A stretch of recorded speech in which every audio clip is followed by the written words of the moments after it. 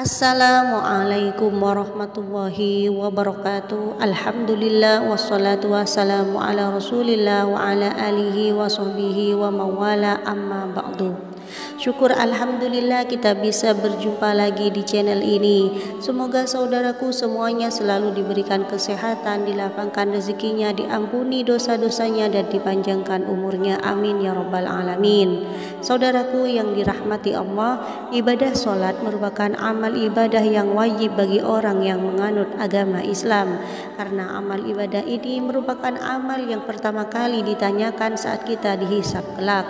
Allah Subhanahu wa ta'ala telah mewajibkan sholat bagi para hambanya dan memerintahkan mereka agar mendirikan serta menunaikannya dengan baik, agar ketika hari kiamat tiba seluruh muslim yang taat beribadah dapat berkumpul dengan Rasulullah di surganya Allah Ta'ala.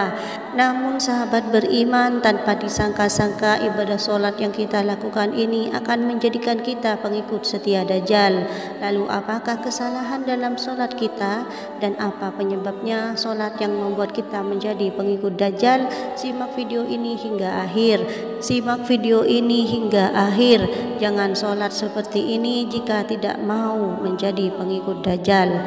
Sebelum dilanjutkan, dengan kerendahan hati saya meminta keikhlasannya untuk turut mendukung channel kecil ini agar besar manfaatnya untuk kita dengan cara menekan tombol like dan subscribe. Bagi yang sudah like dan subscribe, saya doakan semoga rezekinya semakin lancar. Amin ya rabbal alamin. Saudaraku, ternyata bukan hanya keburukan yang menyebabkan kita menjadi pengikut Dajjal, bahkan sholat pun bisa dan kita mengikutinya. Maka mari kita bahas lebih dalam. Ustadz Imanuddin Subri mengatakan dalam ceramahnya, ibadah sholat adalah ibadah yang langsung tercantum di dalam Al-Quran. Maka dirikanlah sholat, sesungguhnya sholat itu adalah kewajiban yang telah ditentukan waktunya atas orang-orang yang beriman. Quran Surat An-Nisa ayat 103. Namun ada yang harus diperhatikan dalam Islam tentang sholat itu. Bahkan seorang Nabi Muhammad SAW khawatirkan kepada umatnya, bukan karena Dajjal melainkan karena syirik khafi. Apakah itu syirik khafi? Sahabat beriman, pernahkah kalian mendengarkannya? Syirik berasal dari kata bahasa Arab yang berarti sekutu atau menyamai, atau bahasa lainnya menyekutukan Allah atau menyamakan Allah dengan selainnya. Para ulama membagi syirik dalam dua kategori. Pertama syirik jali dan yang kedua syirik khafi.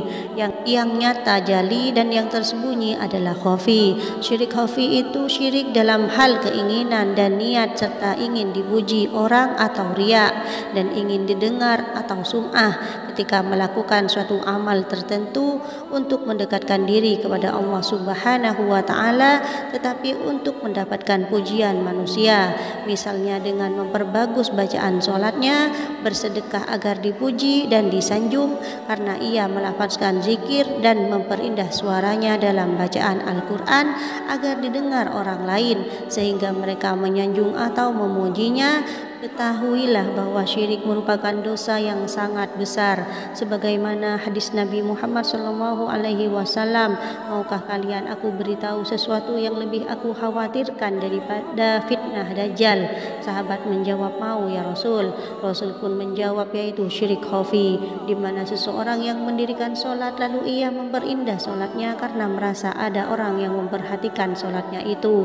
Hadis riwayat Ibnu Majah. Adapun dosa syirik tidak dapat diampuni terkecuali bila ia meninggalkannya. Sikap atau gejala tindakan-tindakan yang mengandung kesyirikan dalam kehidupan sehari-hari serta bertaubat meninggalkan perbuatan syiriknya lantaran ia sebelumnya tidak mengerti apa-apa sehingga terjerumus ke limbah kesyirikan.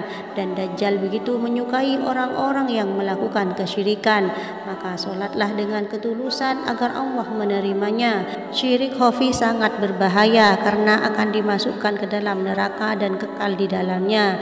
Dari Jabir, Nabi SAW bersabda, barang siapa yang mati dalam keadaan tidak berbuat syirik kepada Allah dengan sesuatu apapun, maka ia akan masuk surga. Barang siapa yang mati dalam keadaan berbuat syirik pada Allah, maka ia akan masuk neraka. Hadis riwayat Muslim.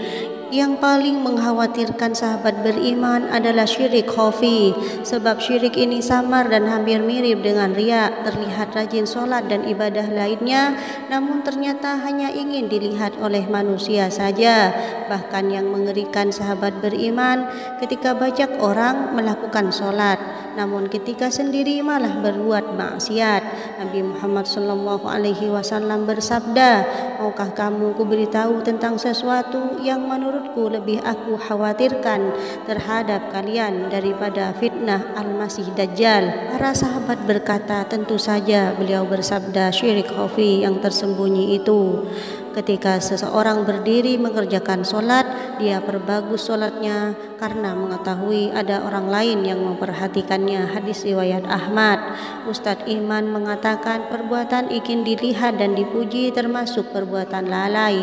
Perbuatan seperti itu setara dengan derajat para pengikut Dajjal. Sebagaimana firman Allah Subhanahu wa Ta'ala, tahukah kamu yang mendustakan hari pembalasan itulah orang yang menghardi anak yatim, tidak menganjurkan memberi makan orang miskin, maka celakalah orang-orang yang sholat yang lalai dari sholatnya itu.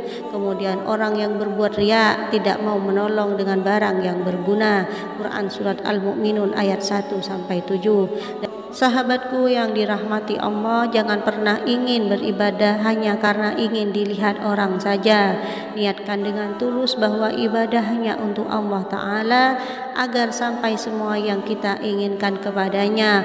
Karena sebaik-baiknya tempat kembali hanyalah Allah Subhanahu wa Ta'ala. Semoga kita mampu melaksanakan sholat dengan keikhlasan dan dijauhkan dari syirik yang samar. Wallahu a'lam bishawab. Wassalamualaikum warahmatullahi wabarakatuh.